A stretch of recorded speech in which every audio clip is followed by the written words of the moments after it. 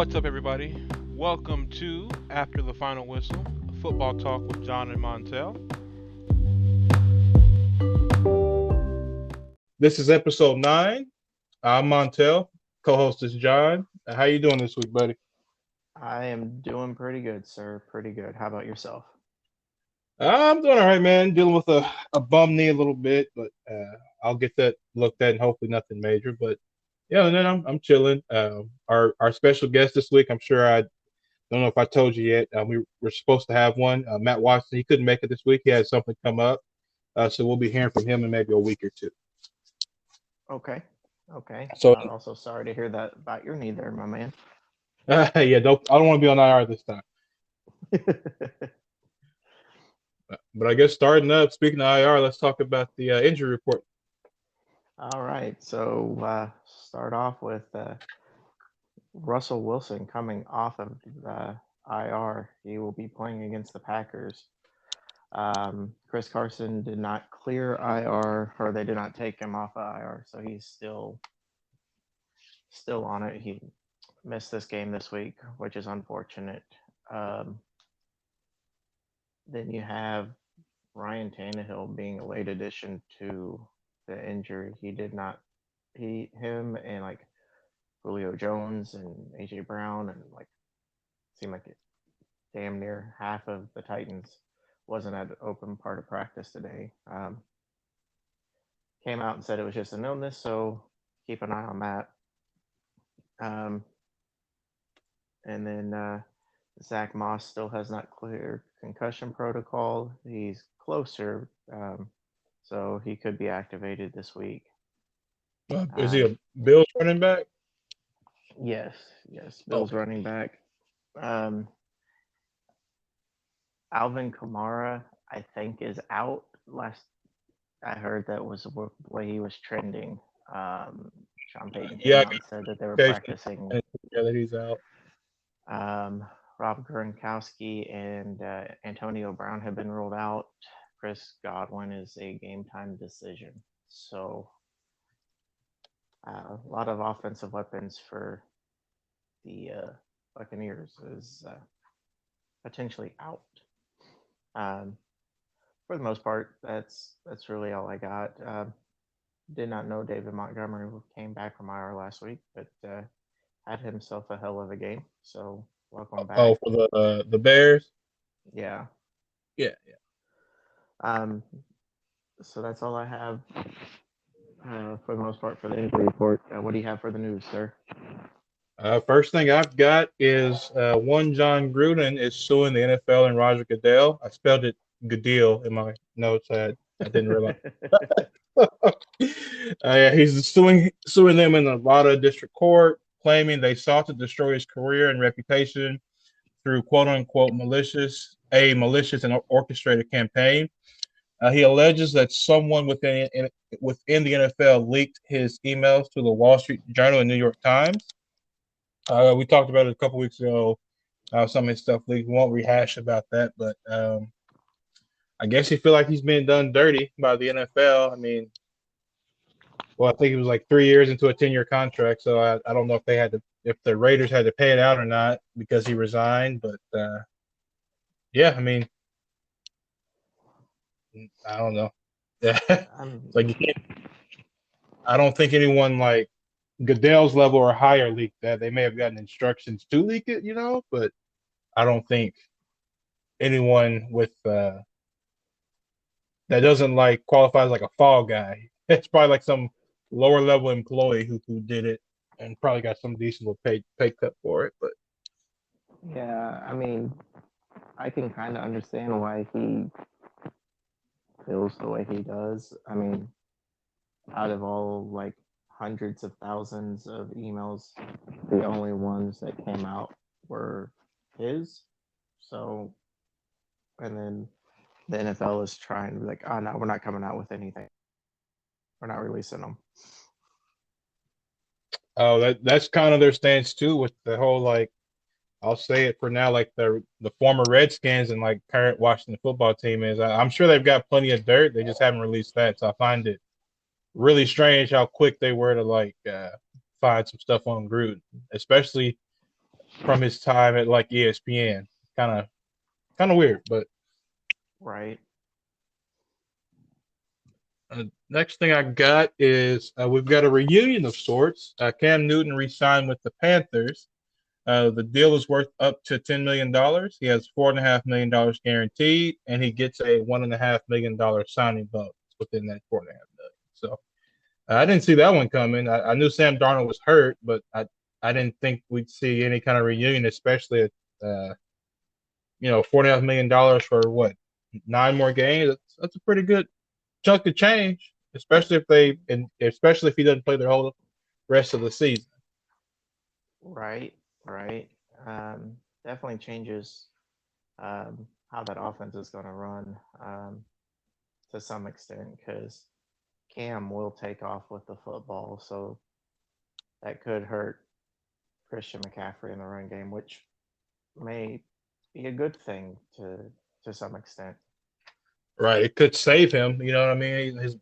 Like Cam takes some of those hits, even though really I never liked Cam Newton taking some of the hits he did as like a zone option quarterback or read option quarterback.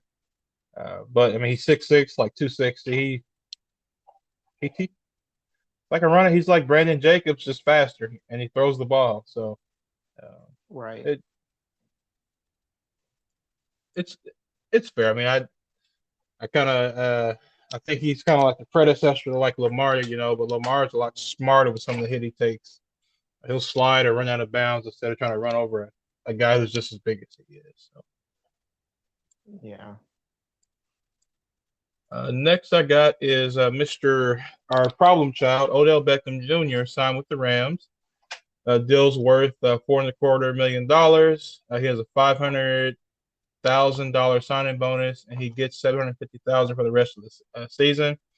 And he has $3 million in playing incentives. So that's another veteran, I guess you can say. I think he's been in the league 8 or 9 seasons now. Odell has. So Something like that. you said that. Like we talked, what was it, last week before, right after the trade deadline. Salary cap is just a made up number. Oh yeah, especially if you play for the St. Louis Rams. I bet you all the contracts are backloaded. If I like looked on Sport Track or something, I bet you like most of their contracts are backloaded to like the 2 or 3 years down the line for their higher paid guys. So do you think this hurts Cooper Cup's pace for the season? I really don't think so. I mean, he now has a better weapon than Robert Woods, and don't get me wrong, Woods is a good receiver. Now you've got Cup as your 1, OBJ as your 2, and Robert Woods as your 3. I think there's probably more than enough targets to go around because Matt Stafford, I think in Detroit, was probably averaging like 550 passing attempts a season when he was in Detroit, and now there's a 17th game. So I don't think Cooper Kupp will get hurt too much. I think it'll actually probably help him because now they can't double him quite as much as what they were. I'm sure other teams were doing to him. Yeah, so it just makes Van Jefferson the odd man out. Yeah, he's a young guy from Florida that got drafted a couple of years ago, but you could play 4 wide if you wanted to. I mean, 4. I wouldn't do it as a coach, but I mean they could honestly just play 4 wide. Van Jefferson's a pretty decent little slot receiver, so yeah, they've got right. some options. And I'm sure Odell does a lot of trick plays, so maybe they can catch Odell like an end around and maybe catch Van Jefferson or Cooper Kupp on like a long streak or something. So it gives them some more flexibility in that already explosive offense. Rams, who would have saw this coming at the beginning of the year? I'm gonna say not me. I expected them to be a contender, but I didn't expect them to turn the salary cap off and sign every veteran they could. Right. Next thing I got is so there is a Vikings player who has tested positive for COVID, but he's actually been hospitalized. So one of the few cases in the NFL where someone's actually been hospitalized with COVID. He had 29 close contacts at the facility. That's really all I've got in terms of information on that. Pretty much, I think our options now are if we can't field enough players to have a team, if some of those close contacts are players, we'll have to forfeit the game. So hopefully not a lot of COVID numbers coming out, no big outbreak or anything like that. So, Well, hopefully not. So we'll keep a close eye on that, I'm sure. yeah, I mean, the guy who they reported, you know how reports go, it could be someone else, but they reported that it was a offensive lineman named Dakota Dozier. He doesn't start, so I'm sure it's not like uh, going to be super impactful. He's on the practice squad, I think. So it shouldn't Gotcha. really, he shouldn't really have too many player close contacts, I would hope. But I don't know nothing. I'm just a guy who records a podcast and talks about things. So lastly, I've got. I'm sure you've probably heard about Dalvin Cook's legal matter. So there's some more like details coming on about it. Apparently, his ex-girlfriend broke into his house and proceeded to pepper spray him and his guests. And allegedly, she's suing. The evidence she has is like pictures of her face after I'm assuming, punched her after he just got pepper sprayed. So, in the state of Minnesota, that is self-defense. So, I don't really think the lady has much of a case if all this stuff that he's saying is true. And Dalvin doesn't strike me as the type of person to punch someone in the face for no reason. Yeah. I've heard about the story. So right now it just sounds like a bunch of he said she said stuff. It's got to play out in the legal system. So I don't think anything's going to come down this season for him, if anything at all. Um, No, so especially they had a video. There's no faces shown, obviously, but you can. I don't want to say how you can tell, but I've heard him like in press conferences, and it sounds just like him, you know. And you can hear him pretty much telling this lady to get out, and she's like, "Hey, shut up, or I'll punch you in the face again." And apparently, she's like I think a sergeant or something in the military, and she brought a firearm to his house with her. So, uh, gotcha. yeah, So not looking too good for her. If all this, like you said, all this he said, she said turns into more he was right than she was right. Just want to put it out there. Domestic violence does affect men as well. So I'm not being biased here at all, but I'm siding with Dalvin on this. And I think if it is self defense, he didn't do anything wrong. So yeah, if it comes out of self defense, I mean, understandable, but um, I mean, I'll hold off, you know, one way or the other for now. yeah, I get it. Yeah, I get it. Uh, let's see. Next, we got our fantasy, I guess, outputs from last week. How you doing this week or last week, I should say? So finally kind of got back on track in the money league. Ended up winning by like 20 points. Um, so thankful for that. And then on a little bit of a win streak in the just for fun league, I won 2 weeks in a row. I think I'm like at 5-4 now. So Yep. I'll take that. I'll take that. Like one game out of first place. So let's go.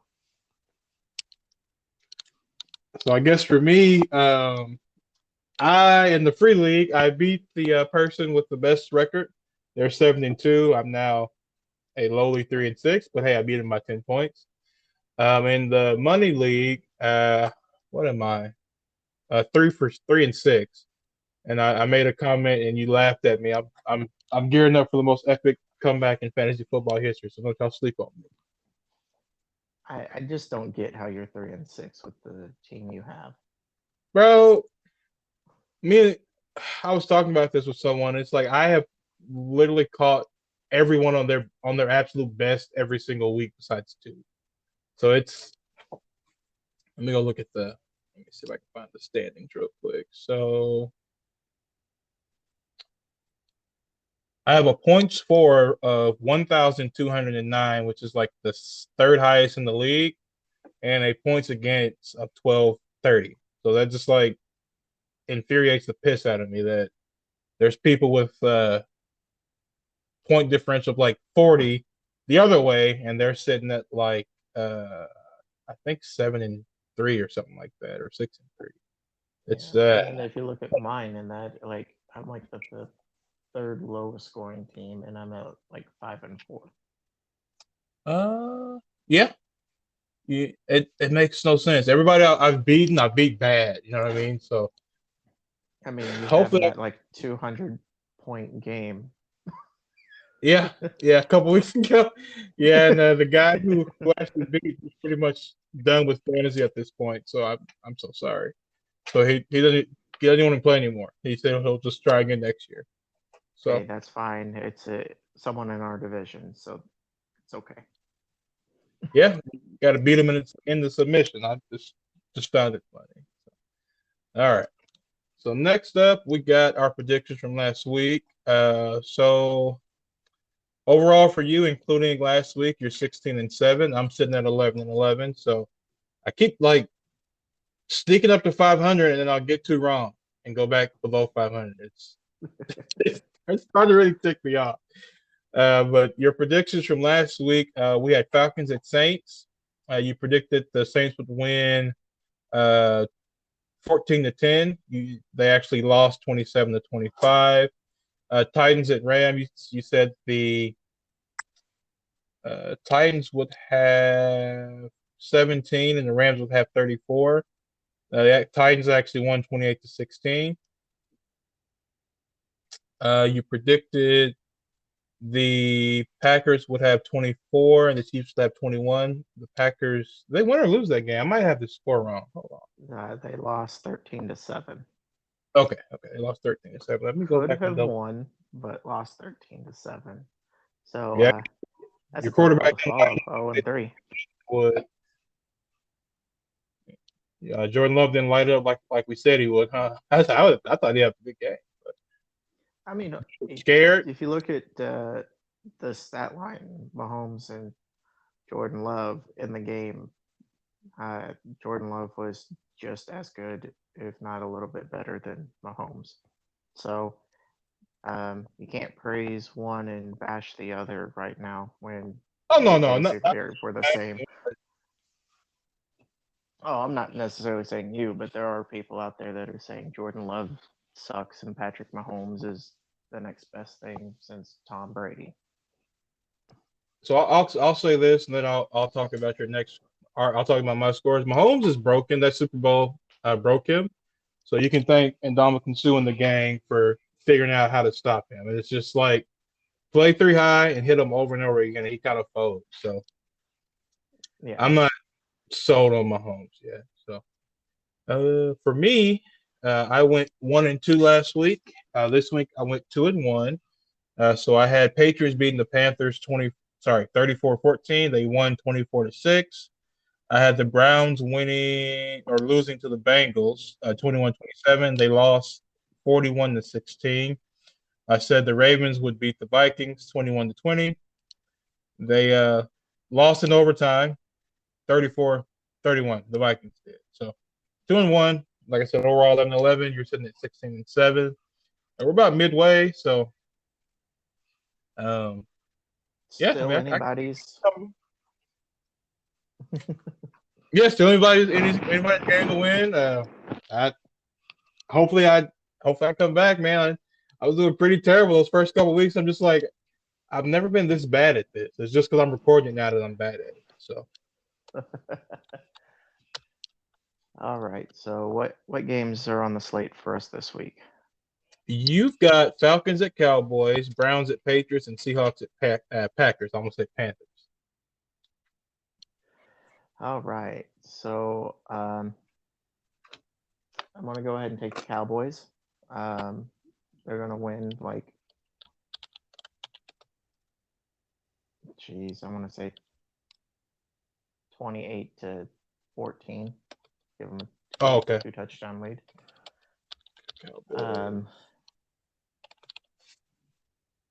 as much as I don't want to say this, because I hate the team overall, not a fan of them. Uh, Patriots over the Browns. I mean, the Patriots defense has been keeping the other teams out. I want to say that the Patriots win 24-13, calling a missed field goal. You think Mac Jones twitched someone else's ankle this week? I mean, it's possible. Such a dick move. I'm not. I saw it. I was like, what a dick. It's a very Belichick-esque move, but this isn't the I Hate the Patriots podcast, so we'll leave it alone. And it all depends on who's playing quarterback for the Green Bay Packers. Seems like Rodgers is trending towards being out. I'm gonna say Seahawks win this one. Russell Wilson's back. He's gonna prove that he still himself. Should have won an MVP by now. Yep, he's got the arm. He's got the legs. He's got 2 elite wide receivers. 21-10 Seahawks over Packers, and that is hard for me to say. Yeah, I heard the regurgitation coming out of your mouth there. You had to vomit a little bit. I could send you a bucket if you want. It's okay. Oh yeah, please do. Especially it's hard for me to say this after the film Mary. Oh well, we're not gonna talk about that. I will say this: you can thank that game for the NFL getting their shit together and getting the actual referees back. So that was that's a plus on that. So to all NFL fans out there, you're welcome. Hey, I don't ever watch the Packers play, but I saw that play and I was like, man, I can't tell which is worse. Is this call worse than the one Dez had? I'm not even like a Cowboys fan, but that call was pretty terrible. But, yeah. we're not gonna live with the past. So I've got my, I guess, most hated team: Saints at Titans this week, Chiefs at Raiders, and Vikings at Chargers. This one's hard. Hard to pick. Which Saints team is going to show up? Probably not the Week 1 team for sure. The team that beat the Packers and Bucks, or the team that just lost to the Falcons? It's hard to say. I think Titans just beat the Rams, and they're a little bit better team than the Saints, I think. So I'm gonna say, even without Julio and Derrick Henry, the Titans will win this one. Probably. Matt Vrabel likes ugly games, so I'll say 21-27. Titans take it. Okay. Chiefs at Raiders, another tough one. I think they're pretty much they got the same record in their I think they're both 5-4, so that's another tough one to call. They played earlier this season, didn't they? Did they? I don't know if they played yet this year. I thought they did. I think it was a shootout, maybe. Let me look. Let's see. Well, I'm gonna say though, I think the Chiefs are still just not looking all that great to me. So, remember the last time you were on the Raiders bandwagon? I don't Pick know, them to win all 4 those weeks consecutive in a row. yeah, I had them 4 weeks in a row. Damn, how did I picked the games, you know what I mean? I'm the one who sets them. And I'm like, how the hell did I set this up? I didn't. It just kept. I do early game.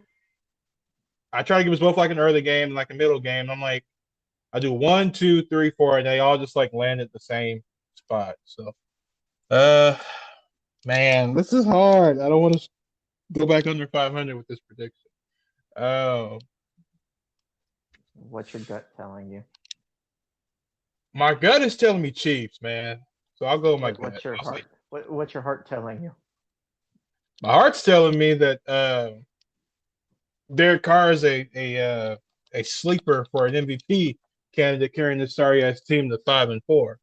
But I'm gonna say Kansas City likes their shootout, so 33-32. That's Kansas City. Okay. I can Uh, very easily see it going the other way too. yes, that's why I'm like the AFC.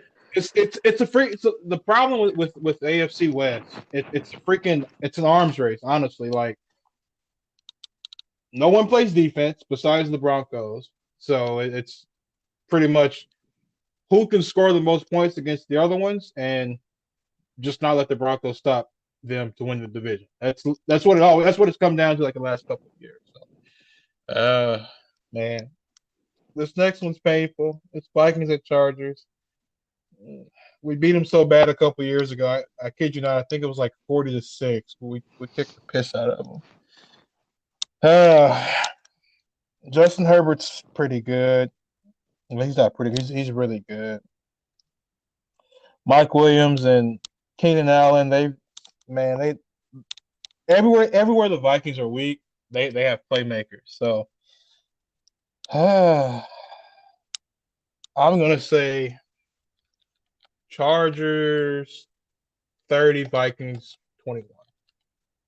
Ooh. Yeah. So we are both predicting our teams to lose this week. Yep. I told you, man. I have no more purple Kool-Aid left for the season. The So last like loss we had was so draining. I can't believe anymore. right. So that just goes to show you, everyone out there. Yeah, we have our teams, but we're not homers. We won't always pick them, and it's uh, unfavorable matchups.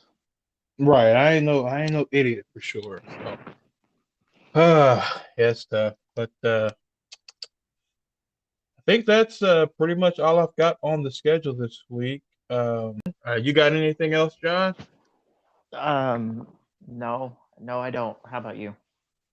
Nah, that's it for me. I'll just make mention, like I said, Matt Watson should be coming on within the next couple of weeks. He had something come up, so hopefully everything will be all right there. But podcast availability, we're on Apple Podcasts, Spotify, Breaker, Google Podcasts, Pocket Cast, and pretty much every other platform out there. If you have trouble finding us somewhere, shoot us an email at after the final whistle podcast at gmail.com. You can also leave us a voicemail through the show notes. But other than that, man, I'm good. All right. Well, until next week, everybody. Take care. All right, y'all. Peace.